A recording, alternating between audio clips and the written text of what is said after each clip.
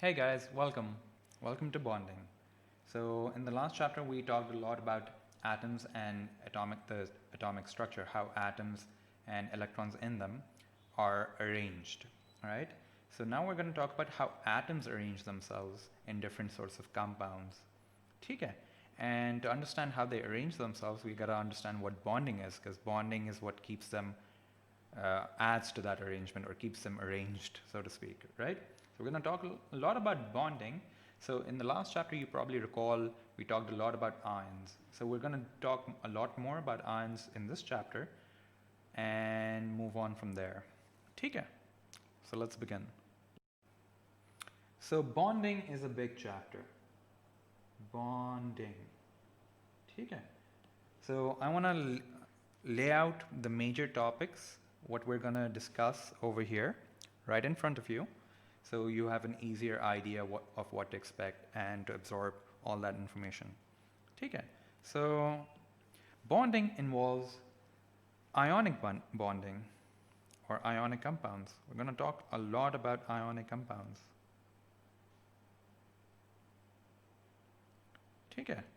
The other form of bonding is covalent, and we're going to spend a decent amount of time talking about covalent compounds.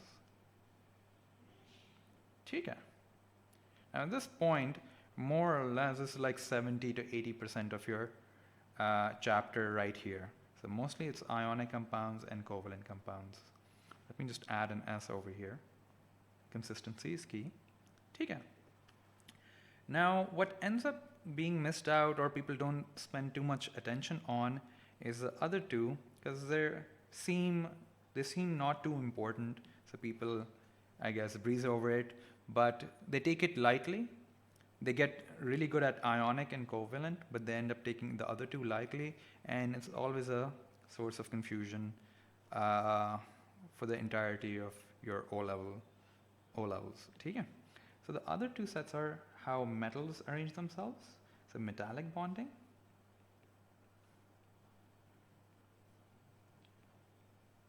And we're gonna talk about a special form of bonding of covalent compounds. So it's related to covalent compounds, and this particular uses the same covalent thing. They use the same covalent bonding present in covalent compounds, but it's slightly different, so their properties vary drastically. So that type of bonding or that type of structure would be called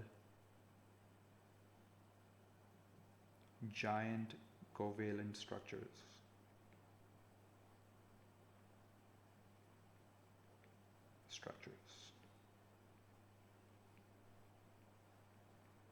Okay. Or other people like to call it macromolecules. A macro means large molecules. Okay. And this is it. This is how the chapter is divided. Okay.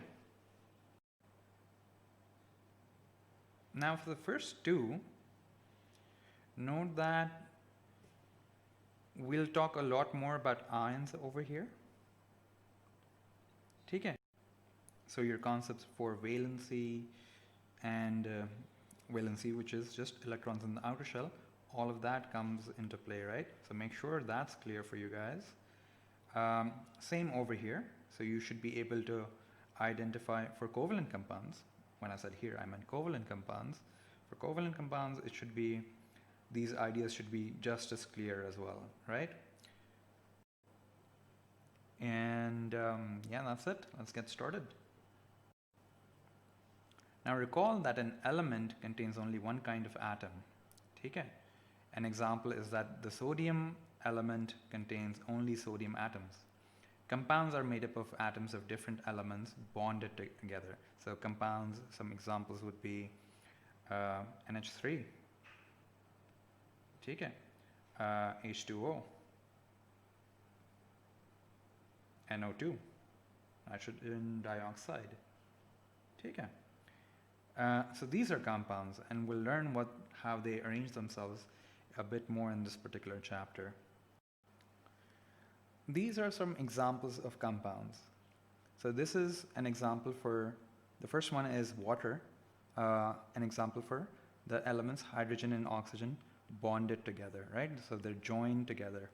And that's different from a mixture of just hydrogen and oxygen.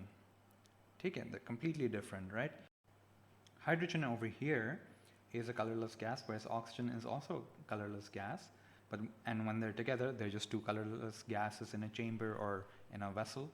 Okay? But when they're bonded together, they're completely different. It's water. All of a sudden, they change in their properties. Maybe this is not too drastic of an example where hydrogen and oxygen are both colorless and their product is also colorless, a liquid but colorless. So maybe you're like, oh, that's nothing special. But look at carbon dioxide, which has carbon and oxygen put together. Carbon is a black solid and oxygen is a colorless gas. And you join them together, it forms a colorless gas as well. Carbon dioxide, you can't see it, can't taste it, can't smell it. And it's completely different from, which is completely different from carbon, which is just a black rock, right? Like it's a black piece of solid.